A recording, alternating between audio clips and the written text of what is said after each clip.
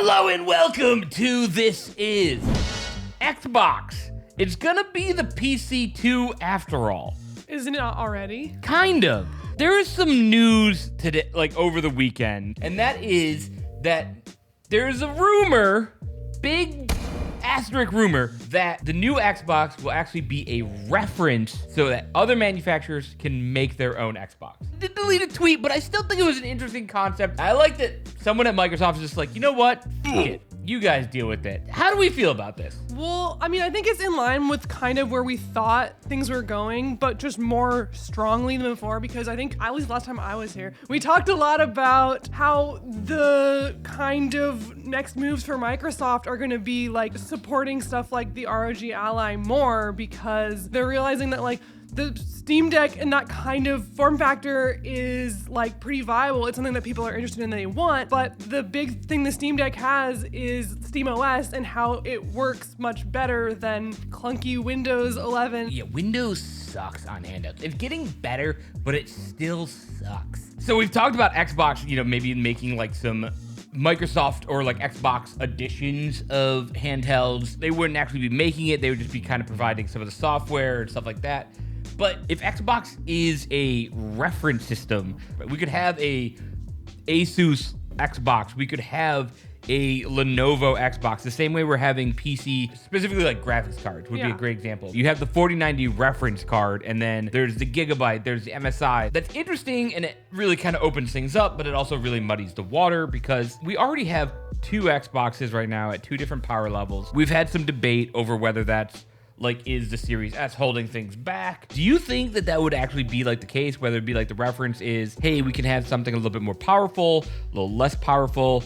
Oh, that's the Xbox TI edition or whatever? Yeah. I don't know. I'm kind of two minds because on one hand, it's like, if you're a software maker, I can say it'll run on the reference version. If you're MSI or you're Asus or whatever, and you want to make like a cheaper version that's like undercuts it a little bit, you can do that. But I don't think you could say that that's holding things back the way that you might say it with the Series S, because that's like not licensed unless they decide to be like, okay, here's our like less powerful version and our more powerful version. But I think opening up to manufacturers can't really do it because it's the same as PC. Like, people having shittier graphics cards or like a not as good one can't hold things back because they're like, we're making it to this spec. Does that make sense? Yeah. We gotta throw tradition out the window if we're doing this, right? I don't want to say this has never happened, because it has happened before. It happened a couple times, and both times that I know of failed miserably. The two that I could think of is the 3DO, but I think the best one-to-one comparison would be Steam machines. Now, we did get out of that, like this solid Steam OS that we have now, and that ultimately led to the Steam Deck, which was great. Well, the Steam Deck also isn't following that model. Like, they started there making the OS, but then they ended up with, we are making the hardware. And I guess, to me, it kind of begs the question of like, what are Microsoft thinking about this? Clearly, they think they're not selling enough of these systems, right?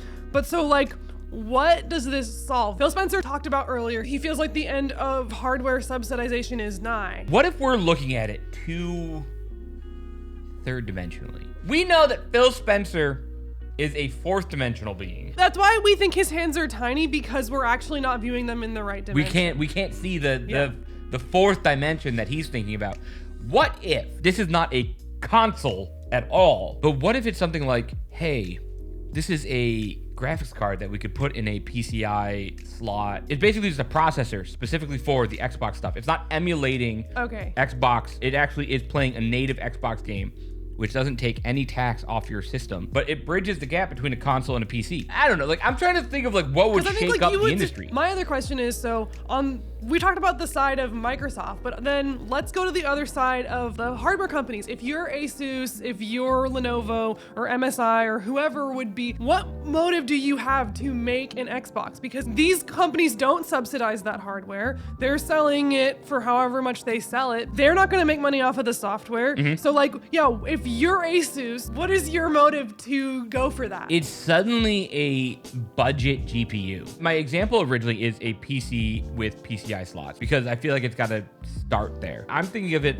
on the second or third generation, like a Chromebook with Xbox built in, or a laptop with Xbox built in, where the systems are relatively low power, low headroom, that you could stick into a laptop, stick into a Chromebook, and suddenly you have a ton of gaming performance. What if Microsoft still subsidizes that for Asus? Because they're incentivized to just get everyone on. The push is to take on Steam directly. If you're running the Xbox app suddenly becomes a much more prominent app store if your system comes with an Xbox system built in. That could actually make sense. If Xbox is trying to sell hardware actually to manufacturers instead of customers, that will get a customer in, because once you buy a computer, when you want to start gaming on it, the first thing you do is you install Steam, and then from there, it's game over for Xbox. So if they can get in and sidestep that process and say, hey, get Game Pass instead, they've sent them down a different path. Could we also say something like, maybe in the future, we're going to see devices that have like a Xbox seal of approval thing? Imagine this is in a Chromebook. All right, Microsoft and Xbox are getting gaming stuff on Chromebooks, which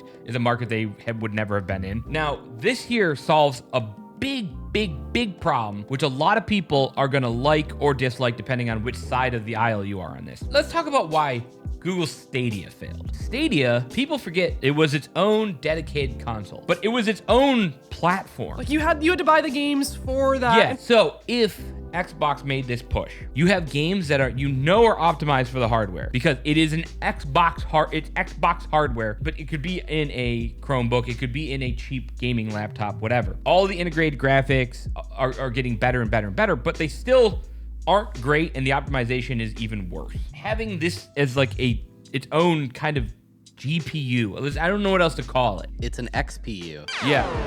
This is where I'm not smart enough.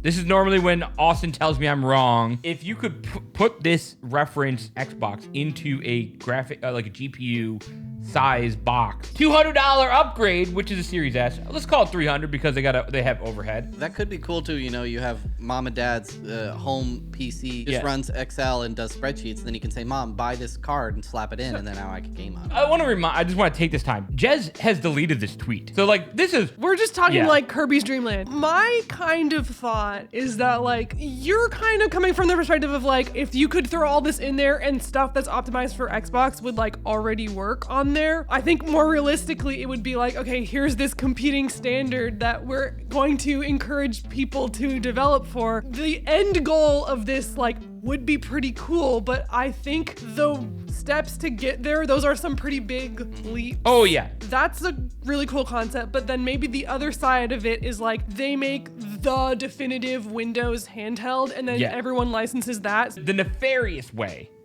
that I think that Xbox would do this. In order to take advantage of this hardware, you have to use the Xbox launcher. Games for Windows Live is back. Let's go.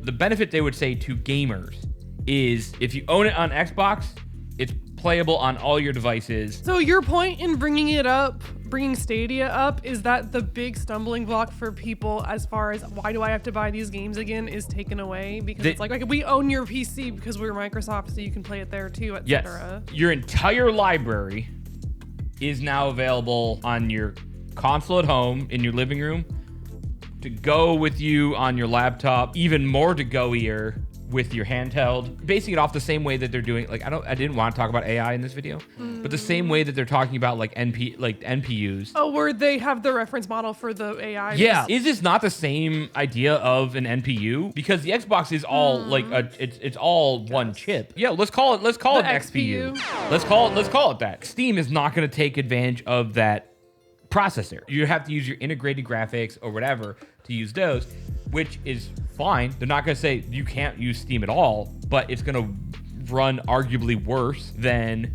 the dedicated hardware for it, which is like, that's where it gets nefarious for Microsoft. Anyone who's not going into our ecosystem, you're going to just run worse. They could pay a licensing fee. Correct. Yes. To Yes. use our extra hardware. Yes. Where this also could be interesting is TV manufacturers. Your next LG TV has an Xbox built into it. That's cool. There are practical applications for this, but like, are you going to want to pay an extra $300 for a TV? Well, I also feel like the TV form factor. Have you ever like operated a smart TV and been like completely satisfied with how it works? No. If I was Microsoft and I made this theoretical XPU, I might think twice before I put that in a TV. If you're licensing that, you actually want your thing to look good because you don't want someone to buy an LG TV, have this integration suck, and be like, wow, the Xbox sucks. I get your point there.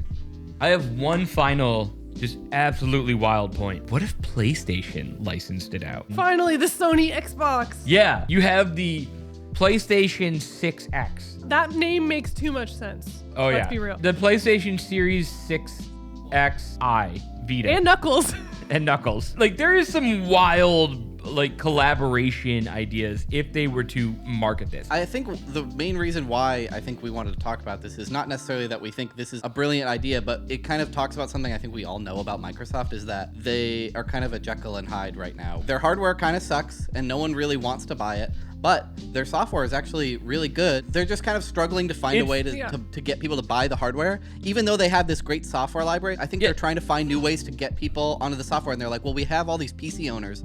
How do we get them into Game Pass? That's my question, is how much money do they actually make on Game Pass? Whenever something is like, this is the best deal on this thing you pay every month to access all these things, I'm like, okay, well, how long until that's $50? That's kind of what we've been talking about with it for a long time, is if what I was talking about becomes, and like, oh, you know, we're gonna make Xbox be the #1 platform for games on PC.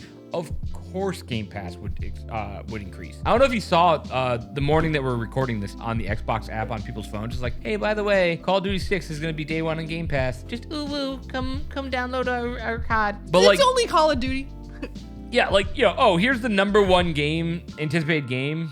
Just, you know, day 1. I think there's a future where this could be good, but as with everything we're talking about with Microsoft, it'll probably end up being bad. Or evil in a weird way that we couldn't have possibly foreseen somehow. Yeah, some weird third thing. Like, follow, subscribe, and we'll catch you in the next one.